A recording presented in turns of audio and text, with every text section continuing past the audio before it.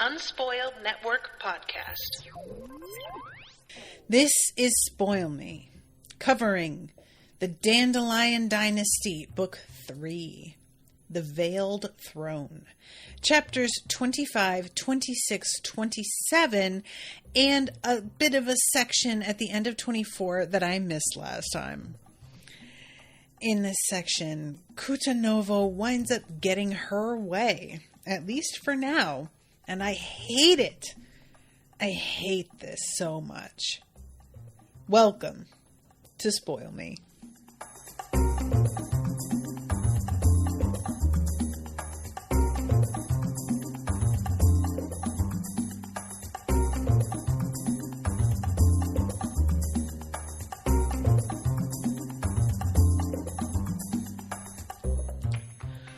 Welcome to the show, everyone. I am Natasha. Thank you very much to Kyle for commissioning this episode. I don't see anybody in the chat right now, but hopefully we'll get some guests eventually. I am so sorry about ending the last episode.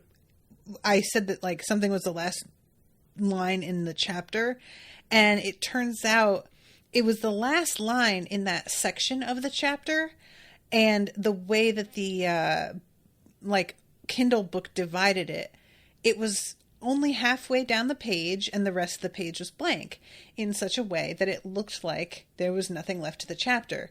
But then when I moved to the next page after ending the recording, I saw that there were two further sections, and I had read them, but in the midst of recording, I had forgotten. And also, I think that I was at time in the recording, so it all felt like it was lining up super well.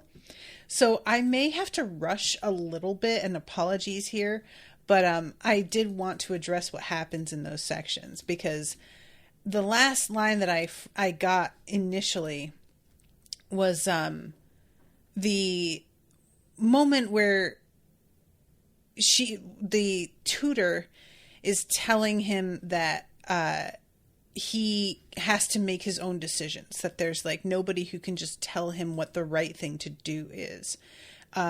Expand your heart and listen. And after that, we go to Thera, and he is working with that couple. I guess it's a family, actually, now that I think about it. That he was hoping to get their help with raising the Garinnafin and learning how to use them as weapons and transport. And he decides that he is going to try and treat them as much like regular citizens as he can. And there's this interesting moment. What would his mother have done? He remembered a story that Rosanna had told him. Back during the Chrysanthemum Dandelion War, Ginmazoti had declared herself Queen of Fasa and Rima, seeming to proclaim her intent to rebel against Kunigaru, which I remember and I was very agitated by. While Kuni and his advisors debated what to do, Rosanna had approached. If Gin were a man, would you know what to do? Maybe. With ambitious men, sometimes it's best to let them go as far as they want, so long as they're still helping you. You can't tell how high a kite can fly without being willing to let all the strings out. Trust is often better than jealousy as a path to loyalty. Does the fact that Gin is a woman make any difference? Gin has always asked simply for the right to play by the same rules as the rest of you. And Thera is trying to apply that here to this family and says, there is something I need to talk to you about. He could have brought them in and then be like, ha ha, you're not allowed to leave. But instead he informs them that they can go of their own free will or not. If they go, like anybody else, whether they were of Lyucu descent or not, they would not be allowed to leave again because there is very sensitive information. But if they choose not to enter, they can go off and make their own way, and it will be completely accepted. And they decide not to go. And Thera is devastated at the fact that they turn him down, but he doesn't want to force them. And I found this really interesting that they turn him down, and he says, I will instruct the captain of the escorts to give you sufficient funds to get you back to Fasa. I'm both glad and sorry to have met you. And I really wonder if they're going to realize that he was treating them as fairly as he could. And maybe this was a bit of a test to see if he really would let them go their own way if they didn't agree. But either way, I understand them being like, well, we don't want to go somewhere that we're not allowed to leave again. You know, I get that. But I'm just curious about whether this will come back around or not. And the fact that Firo didn't decide to take a kind of hard edge approach, that feels like progress to me. But the fact that it didn't work out, he doesn't seem super patient. So I'm worried that he's going to take this lesson as if you give people any leeway, they will just not perform the way you want them to. And that's not the message to take. And I'm just worried about it. So anyway, then the next section is Laughing Skeleton, whose body is like, it says signs of struggle could be seen all around him, and there was a slowly spreading pool of blood around his head. And he is thinking about how everybody who the Empress comes to visit, like, kind of begins to lose it after a little while of her not showing up. But nobody has ever died. This is the first death. Everybody else, he's been able to sort of like bring them back to a reasonable level of health. And this says he had literally gone insane, refusing food and water, biting and scratching himself, banging his head against the walls, blubbering and begging the prison guards to find that goddess to visit him again. So it's not specific here, but I am assuming that he basically like bashed his head into the floor until he died, which is really fucking brutal. So that is the actual end of chapter 24. And then we go into Tanvanaki and we get the beginning of this whole, it's so the whole teeth on the board thing with Gia sending this message to Timu. I thought that was sort of her, like, letting him know in a way that teeth on the board means I'm going to do some things that are going to seem fucked up, but we have to do what we have to do. And he has apparently interpreted it as, you have got to put yourself out there and be more intense about what's right and wrong. And apparently that was what she wanted. She was depending on him interpreting it that way and kind of becoming a slave to his ideals.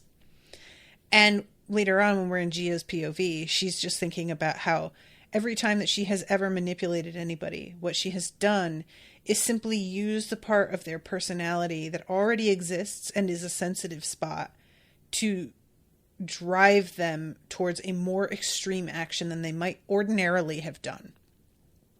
And, I'm reading about this and just immediately kind of wondering, what is it that Gia would press on for me? I have to assume it's like my ego, because that is very sensitive and I have a hard time not defending myself or sort of trying to set the record straight in a way that I can be a little bit too much. And I don't know how that would manifest for her, but she is extremely effective. I feel like it would work.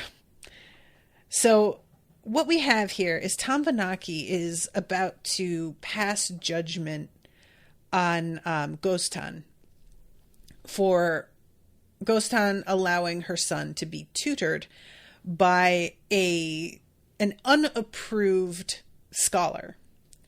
And everybody pretty much is aware of what the deal is. Like, there's always these gatherings for court, but they're meant to, these are usually for dealing with like routine matters. And this is a pretty big deal. So everybody is extremely tense at the moment. And she's thinking about how a lot of the way that this court is designed is based around Dara customs and cultures. And Timu is like, he was the one to sort of organize a lot of it. And she left it to him because she just didn't want to really deal with the like minutia of running a country that needs this particular kind of leadership. the way that the Lyucu live does not require stewardship of this kind, and she's not used to it, and she finds it really dull, and like also recognizes that they're trying to get the native people to cooperate, and so using customs that they're somewhat familiar with might help. So she allows him to sort of spearhead coming up with the way that this is organized, and that kind of feeds into what happens a little bit later. So there is this guy, Wirapin, who is announcing that they are coming at Ghostan and accusing her of being a traitor. And Tanvanaki is a little bit surprised because she thought that they were going to come out and accuse the scholar, and that the scholar, Nazu, I think is her name, was going to be the one that was sort of at the center of the controversy here. But instead, they're coming after Ghostan, which feels like that is a political move that they're trying to gain something from. And of course it is. So Cutanrovo comes out with her evidence. She went on to explain the raid on Kigoyezu, the discovery of military planning equipment traceable back to the traitorous Raolu and Lady Lon in the possession of one Nazute, and the forbidden relationship of master-pupil between her and Savo Ryoto. As she gave her presentation, she retrieved the physical evidence and held the objects up one by one. The so-called Zamaki figurines, the calligraphy scrolls recovered from the Thane Tassa's quarters with logograms not found in the court-approved texts, and finally, the Garinafin bone hairpin found on Nazute, carved with the pattern of the 5 tribes of the antler. Tanvanaki seethed.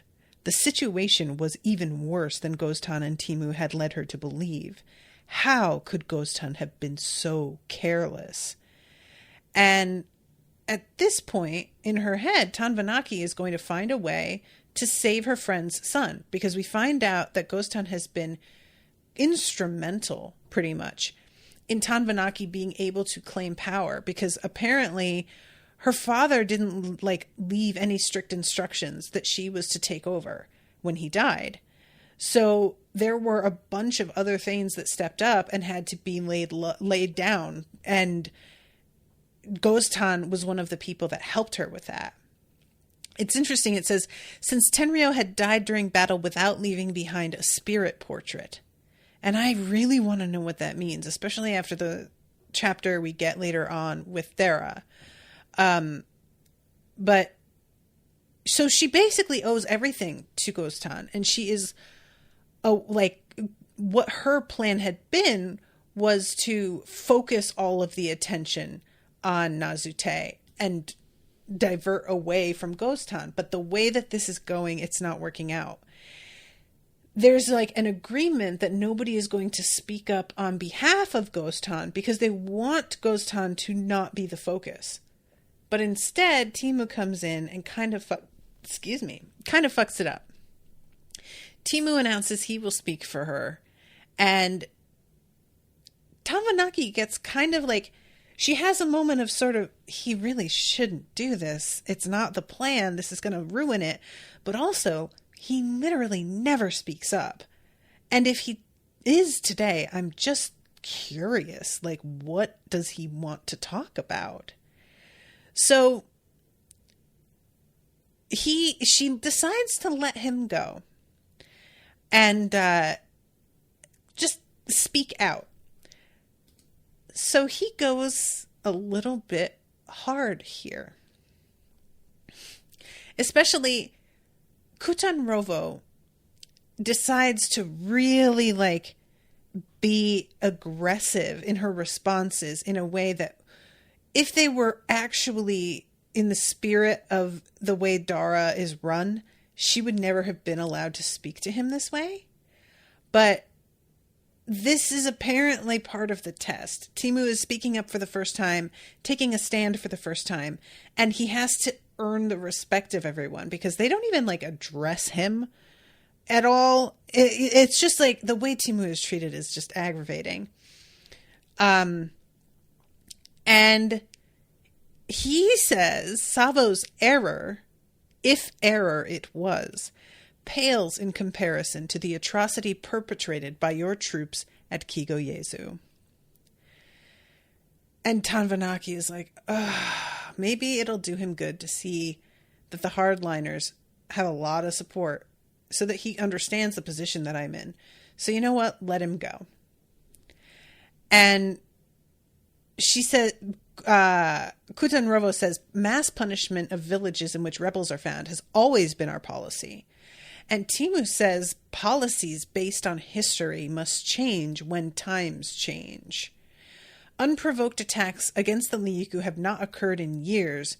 That is not true. My cousin, a brave and trusting Nara, was attacked and killed earlier this summer. I said unprovoked, shouted Timu. Such defiance from the timid Timu was so unexpected that all of the assembled officials and warlords, native and Lyucu alike, gaped in wonder. Even Cutanrovo took a step back. I was like, keep that energy, bruh. Keep it up. But he doesn't, which was devastating. There was no killing of Lyucu warriors at Kigoyezu. Punishment must be proportional to the crime. And Cutanrovo claims that there was this big conspiracy, which there absolutely was not. And I really wish she is asked to present evidence against the scholar, but she is not asked to present evidence supporting her assertion that there's a conspiracy. And I really wish she was.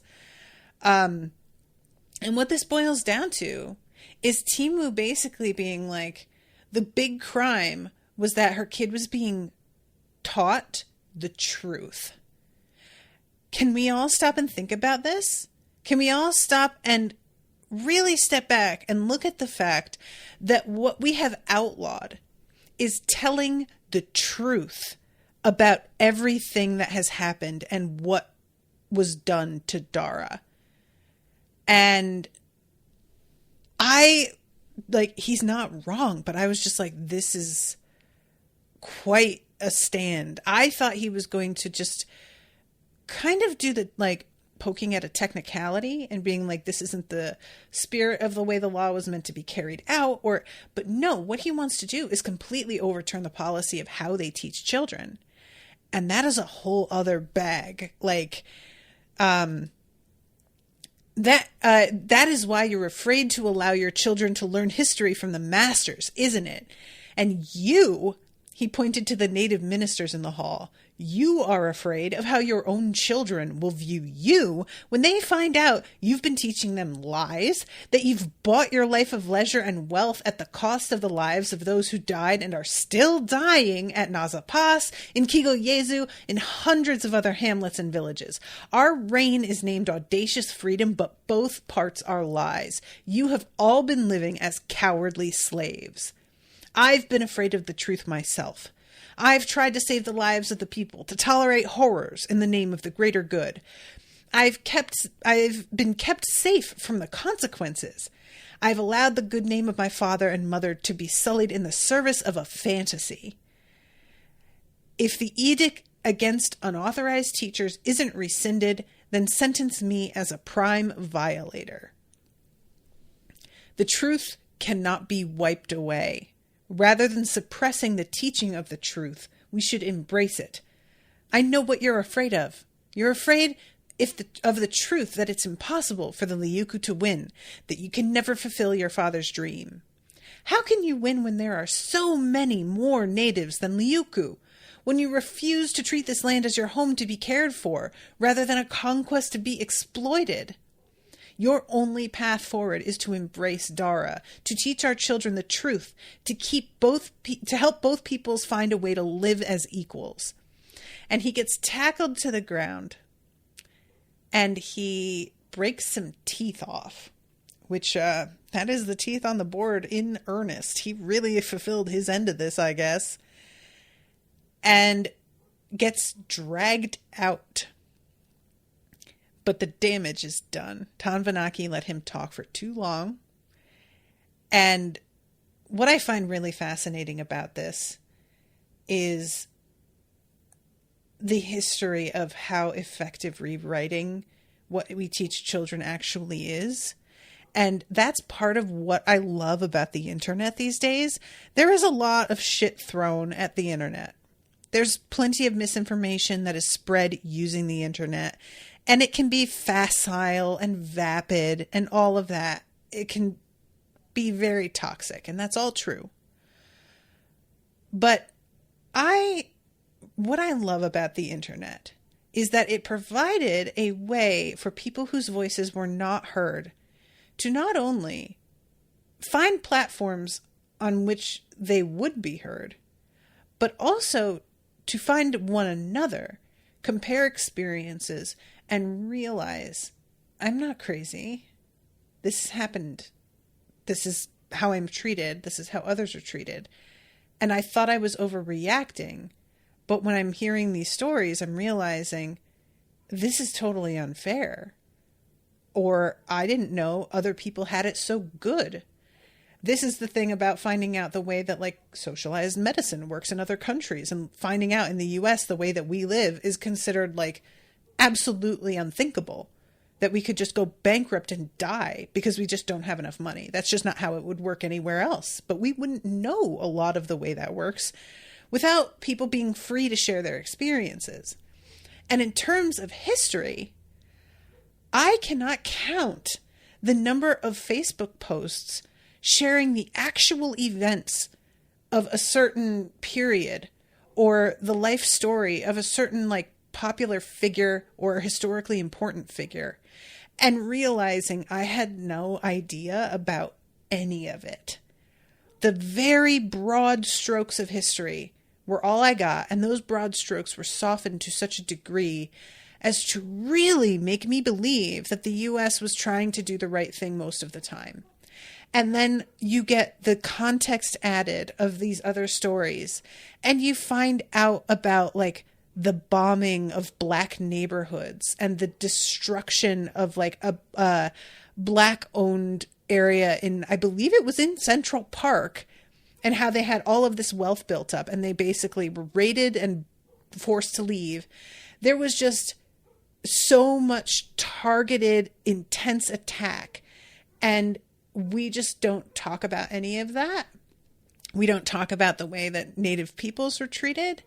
And we sure as hell don't want people to begin to commiserate with one another and realize that their experiences are shared, or take video and share that so that we can all see the reality of what's happening. The truth is a lot freer on the internet. And of course, with that, there's also the risk of people being able to spin it the way they want or edit things in a certain way to be misleading or downright lying.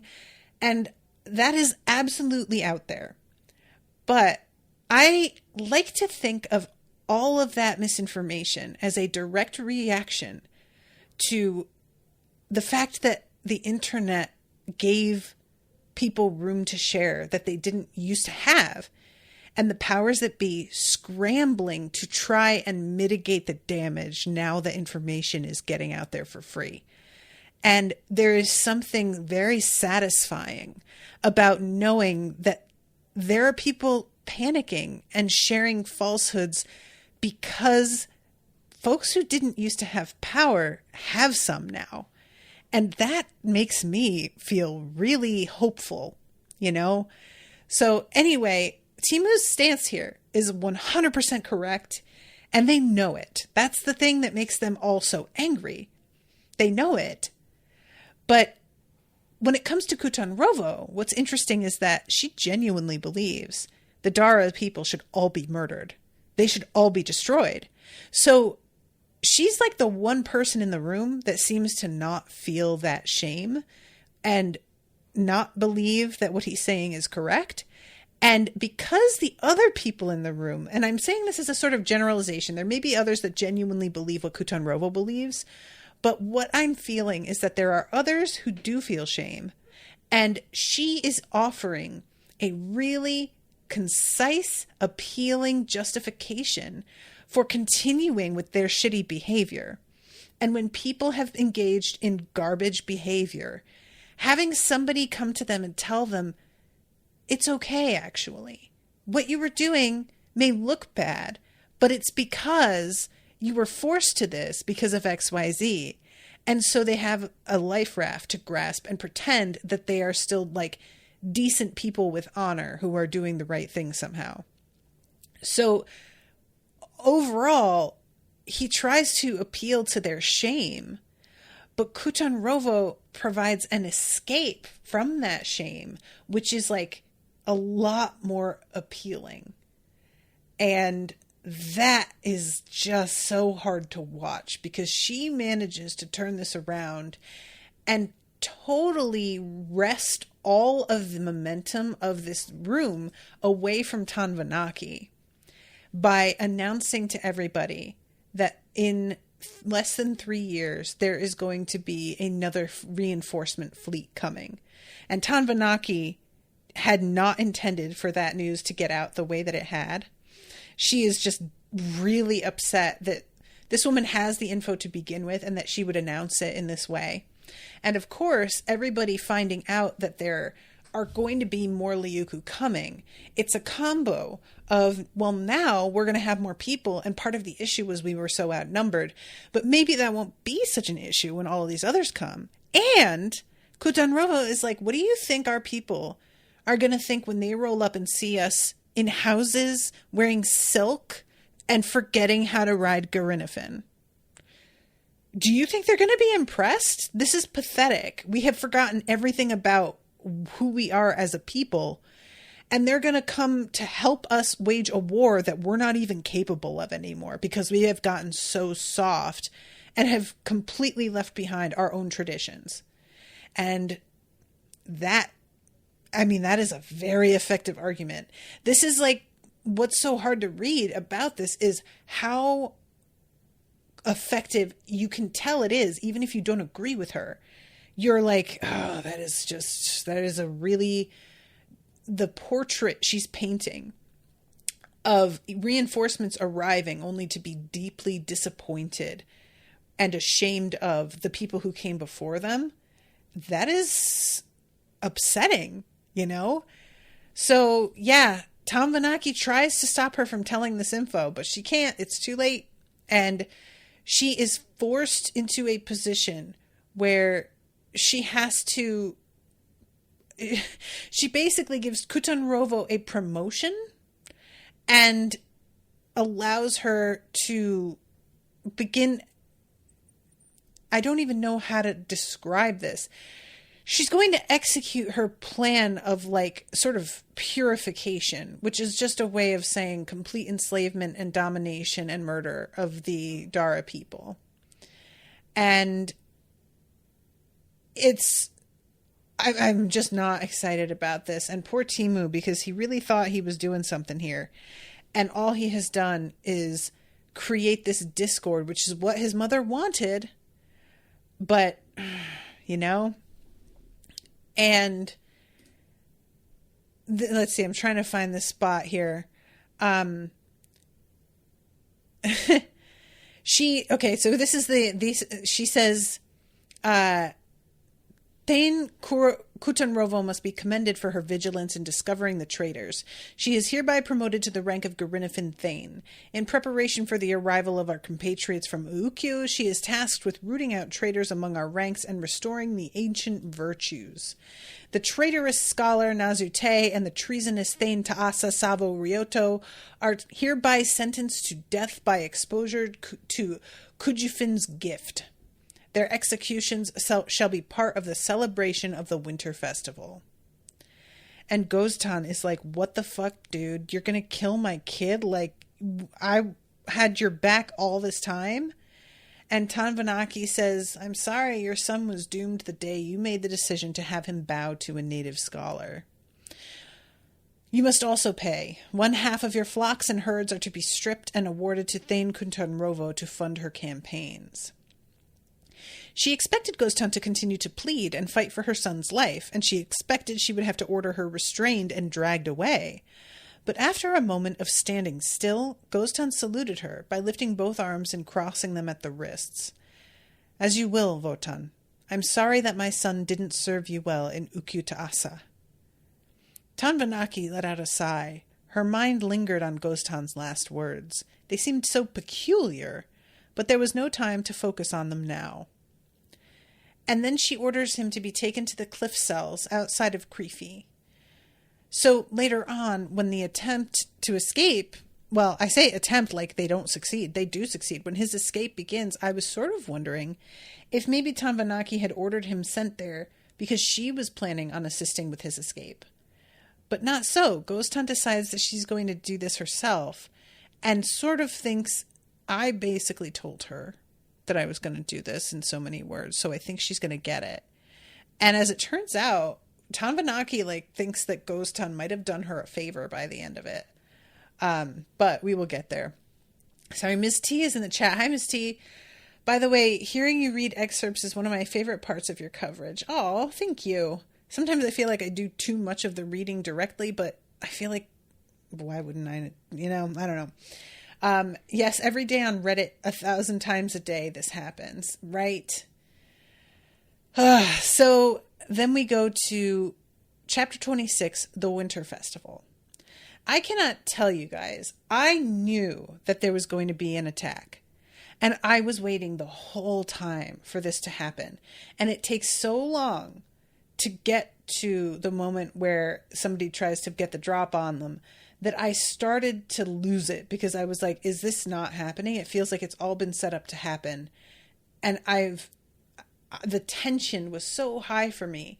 I was trying to just enjoy things as they were described for the sake of immersing myself in the scene. But all I could think about was when are the attackers showing up? And so we're with Thera, and it's winter. There is snow. They're managing to keep it together pretty well because despite there being snow and it does get cold, it's not as bad as it is in other places. The spot they are situated in is sort of shielded.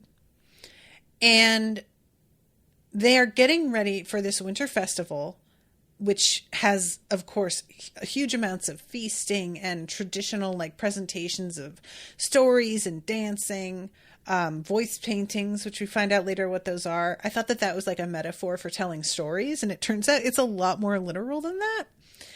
And Thera is eating and talking to one of the, I can't remember if he's actually a Thane or, yeah, I think he is. He is talking about how far out they had to go to catch some of the meats because there's 10 meats are traditional for the winter festival. And he asks which is her favorite and she points it out and he says the hunting party responsible for that had to go to the Sea of Tears. And she's like, that's a lot farther than I thought. And he says, don't worry, the salt flats around the Sea of Tears are uninhabited, and few hunting parties would go out there in the middle of winter. The risk of discovery is non-existent. Thera swallowed her objections. In preparation for the assault on Taten, the Agon had convinced Tokval and Thera to suspend the general prohibition against raiding and hunting outside the valley. Since fall, multiple hunting parties had left each day to gather supplies and to hone their fighting skills. Thera also suspected that some of the hunting parties used the excursions as an opportunity to raid small Lyucu tribes or isolated caravans. Since stopping such practices altogether was impossible, she could only hope that their plans wouldn't be revealed to the Lyucu out of carelessness. And it seems like that was not... Her hopes are not answered.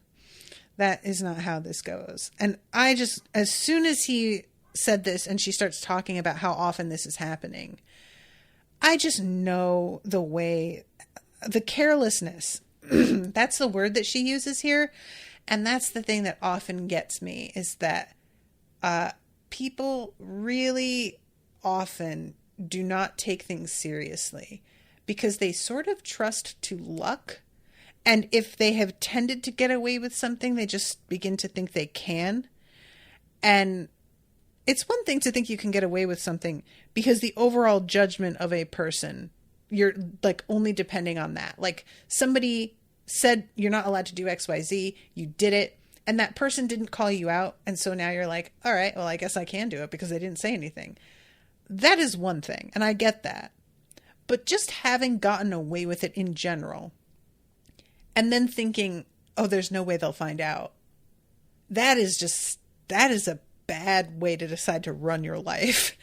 And I have to assume that I had said earlier that my suspicions of what's his name's uncle, Tokval's uncle, I was worried that he was actually going to like stab them in the back. And that might be what's going on. It might not have been carelessness, but I am prepared to accept that it was just carelessness that led to this and that he didn't stab them in the back. We'll see.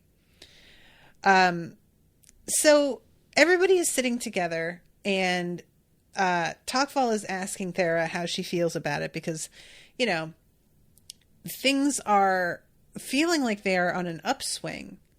And she is saying, I can't shake the feeling that none of this is real, which I liked saying it like that, you know, not necessarily that like something is going to go wrong so much as this is all an illusion and we're fooling ourselves, which I definitely understand that feeling.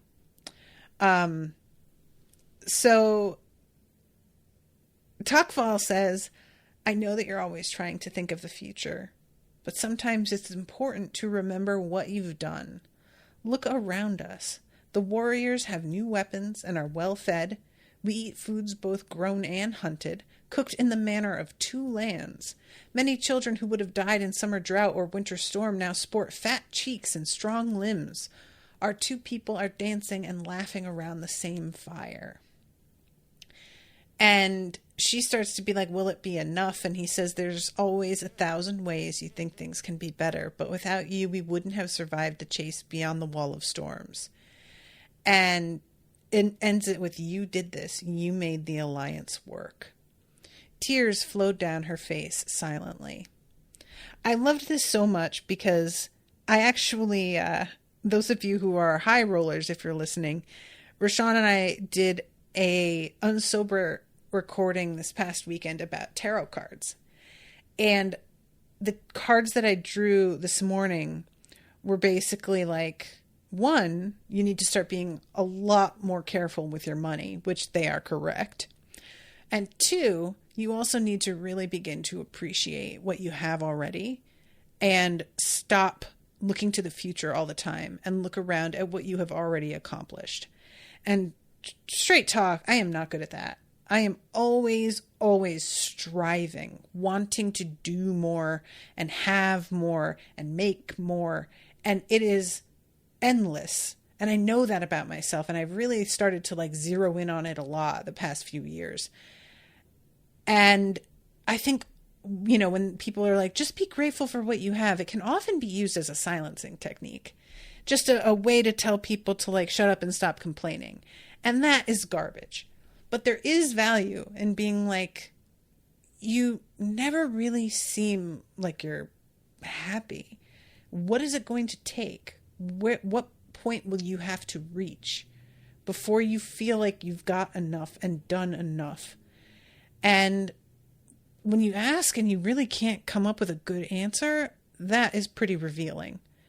So I really sympathize with Thera here, especially because we have similar ways of like approaching things and overthinking and always wanting to anticipate problems ahead of time. I just really understood this here. So we have a couple of like different, like small moments.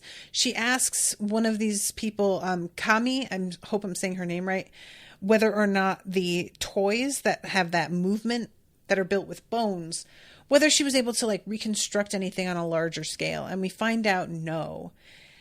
And Thera had all these vague ideas about how they could be used if they could make them bigger.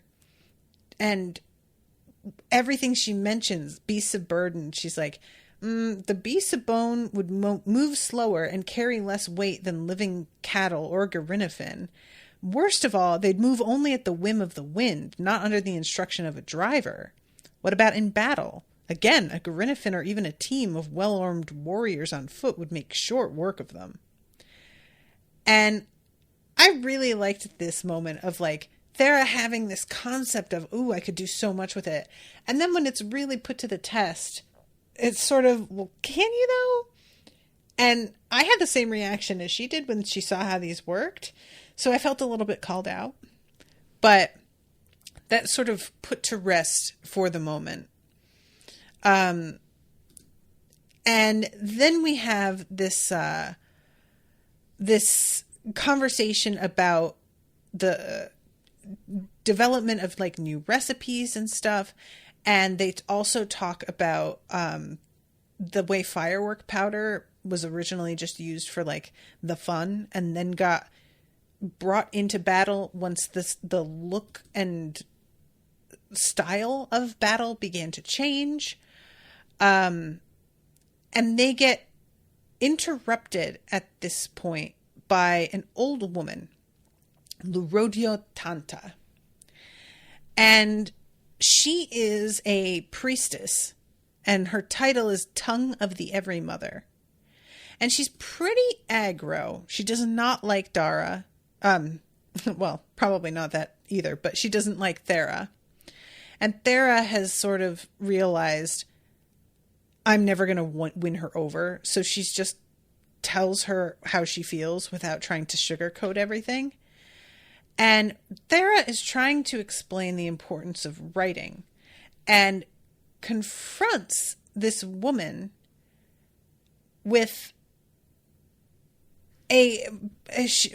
basically, Thera is trying to say, I had somebody write down your stories, and every time they did this, even if it was allegedly the same story, there were differences in a lot of the details. Things would be changed and left out.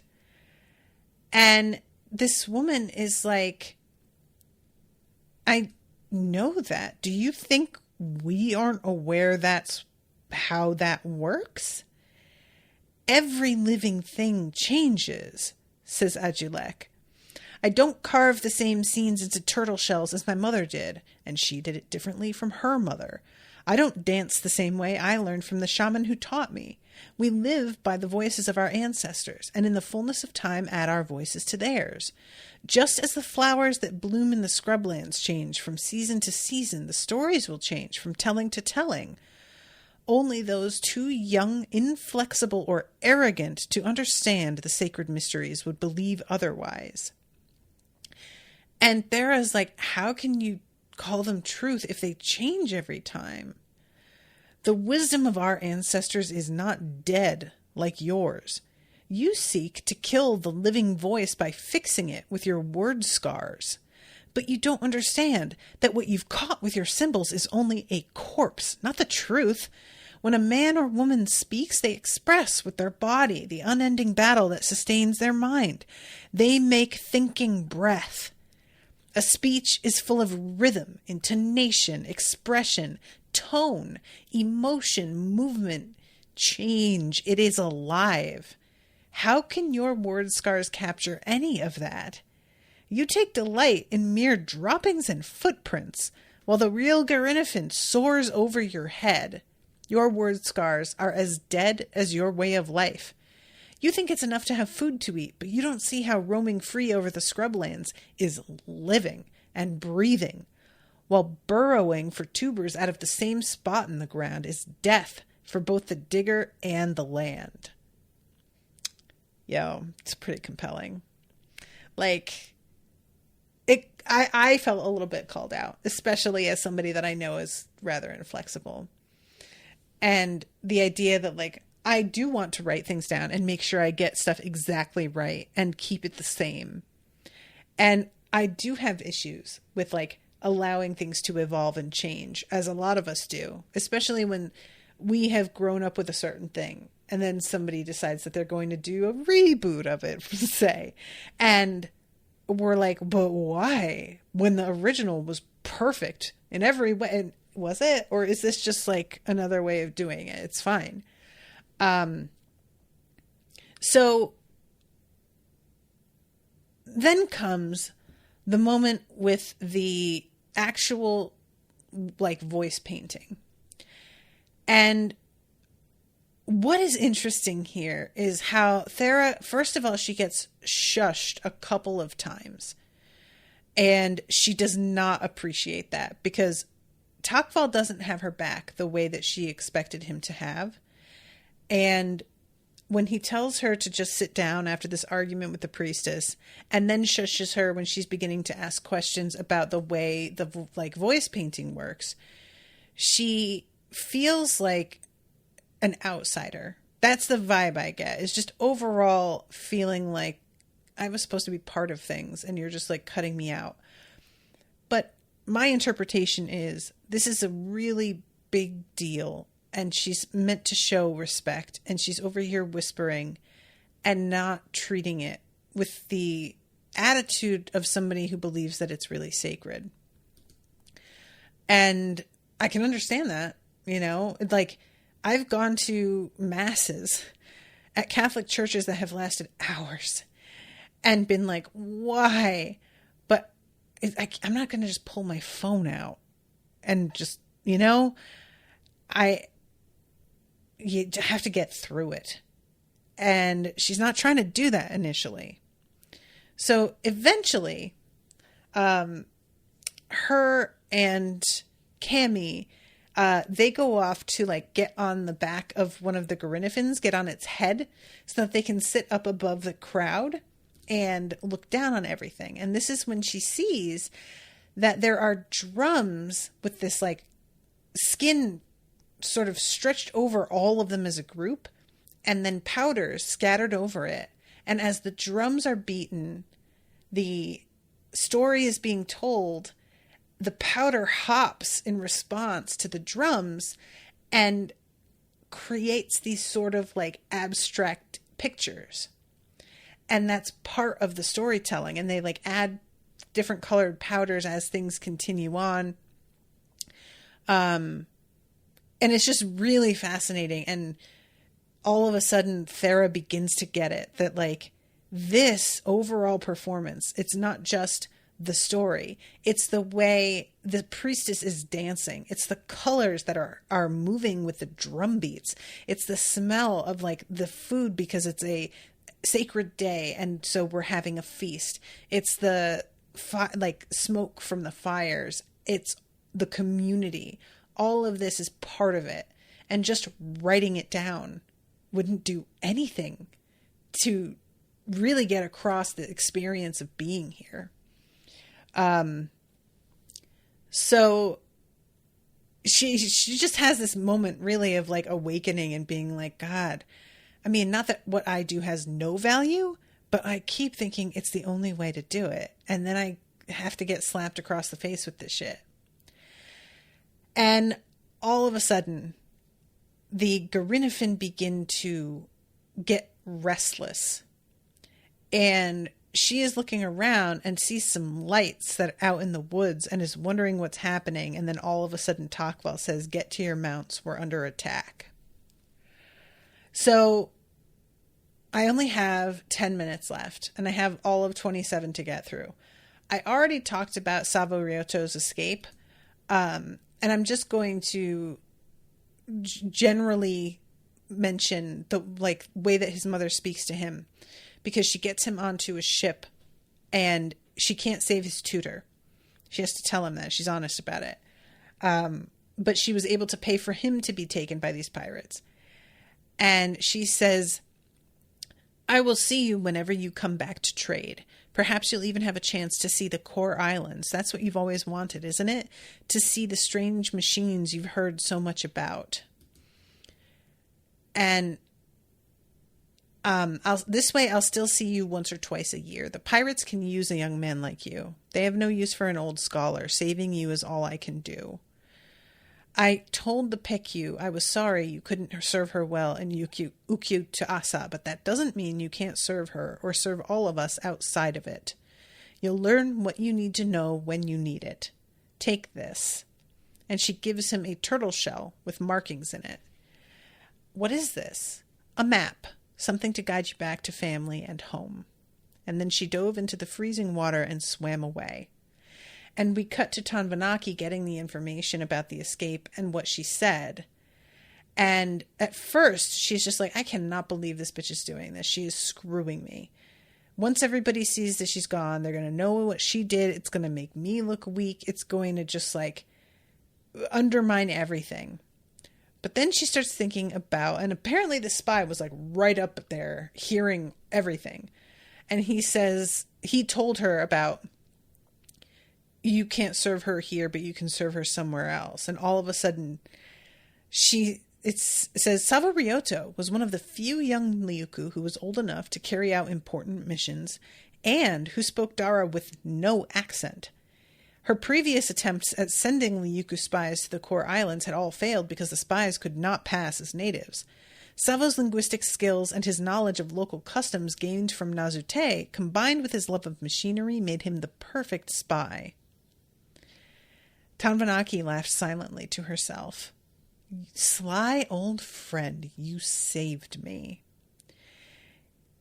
Even after 2 months of midnight raids in Krifi, harangues at court, public executions, and arrests throughout Ukyutaasa, Cutanrovo's purification campaign was showing no signs of relenting.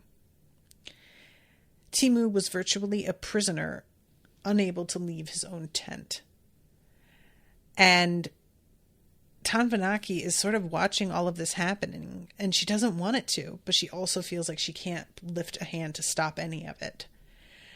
And everybody has like moved out of these buildings out into their tents, even though it's cold and like uncomfortable, but nobody wants to be the one to complain because it all is going to make them look like they're the weak one. So what she says to the spy, go find a corpse, an executed native will do, and place it inside the cell that held Savo Ryoto. Do this as quickly as possible. So she decides that she is going to have a Garinafin to go down to that cell and burn it up. And they'll find a body and assume it was him. And that will sort of free things up. And then she has a moment of just like lamenting that they can't just talk. There's no way anymore for them to be straightforward and honest with one another. It all has to be couched in like hoping the other understands what they're doing. And she is just kind of feeling frustrated. So then we go to Gia's dream. And she is being haunted by the people who she killed, either directly or indirectly. The first one that comes out is Risana, and she's made of smoke. And Risana is basically like, you said you did this for Firo, but he's not even on the throne. You're acting like, oh, he's not ready, but you're not giving him any power. How could he be ready? And Gia says, Firo thinks of nothing but war that will lead to unspeakable death and suffering, as if your actions haven't already led to those things. People are dying over there now by the hundreds, soon thousands and perhaps tens of thousands. And then here it is. I feel sorry for Tototika. His mother would use him like a kupa stone or as a maki figurine. I only told him to do what was already in his heart. She sounded weak, even to herself. She had never felt the need to defend herself from anyone, but Risana was different. She couldn't help but wonder if she would have been a better empress. And I was like, oh, word? I don't feel like I've ever heard that from Gia before. I can never see into your heart the way I could with everyone else. I can't tell if you're telling the truth or if you've deceived yourself for so long that lies have become the truth. And Gia is like, I did what I needed to do. And Risana's like, then live with it. And howls, screams, and moans filled the air. Gia looked about terrified. Puffs of smoke appeared all around her, coalescing into human shapes. Rinkoda, Thekokima, Thekakimo, Laughing Skeleton, the other prisoners she had experimented on, the nameless dying men and women in unredeemed Dara she had only imagined. All of them dead because of her schemes. She tried to run, but they surrounded her. And she screams, and Zomi, who is heading to her rooms to meet with her, hears her, and they run in, and we go to Zomi's POV for a moment, and she is thinking about how when they first came in, it was the first time she had ever seen Gia look like a regular older woman, because she was, her hair was like wild. She was shaking and crying.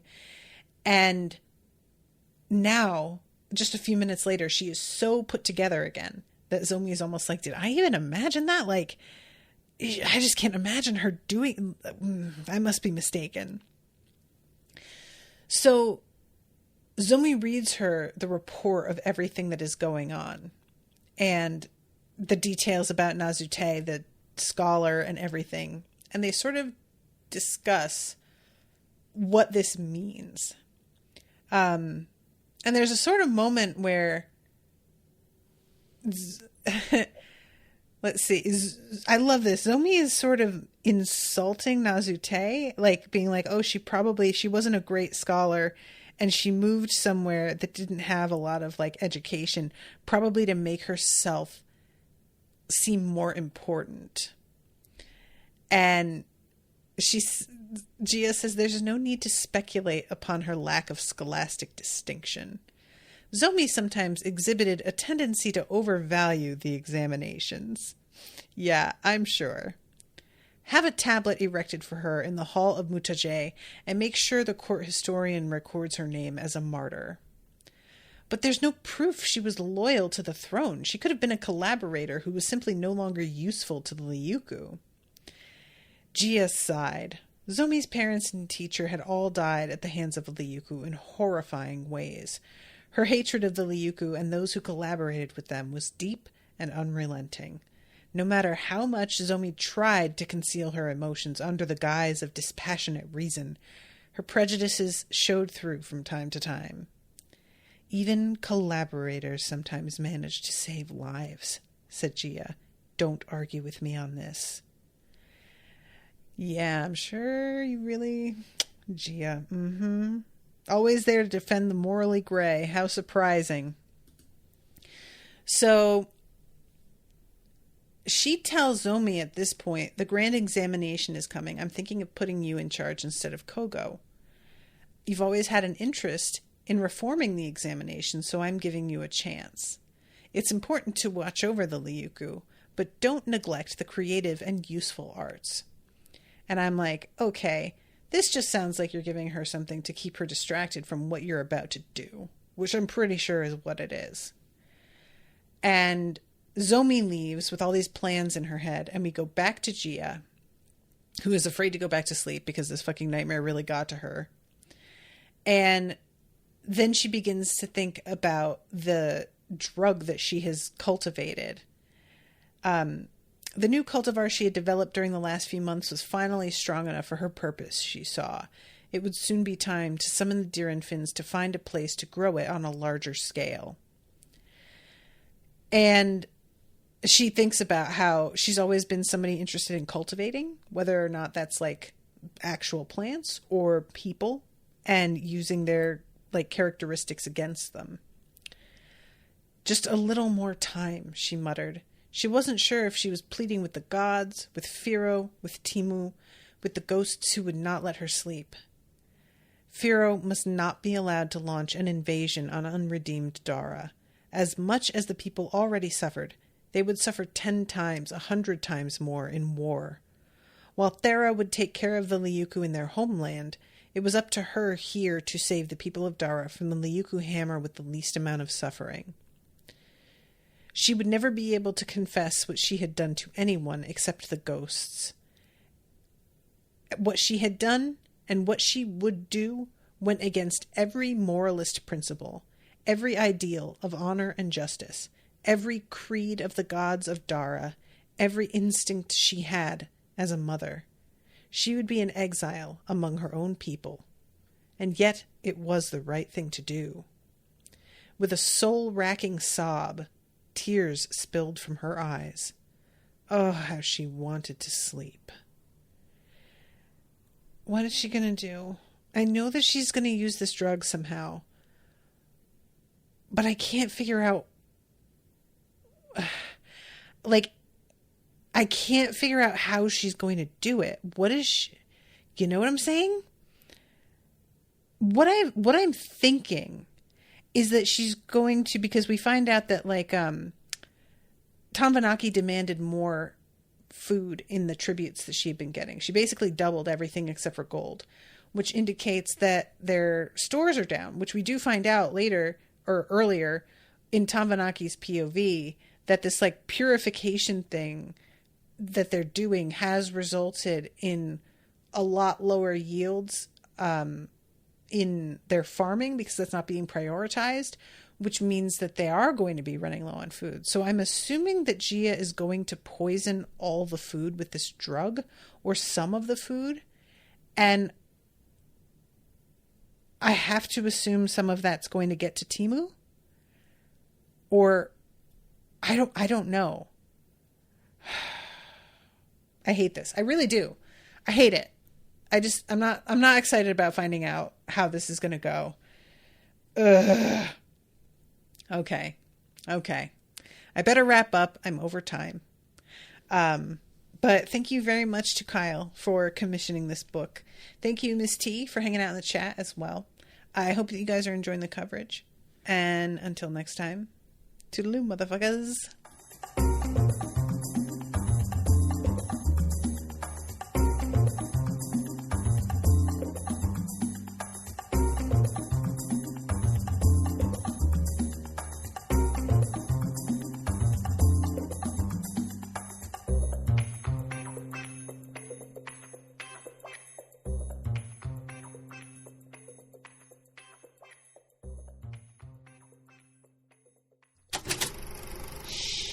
That was an Unspoiled Network podcast.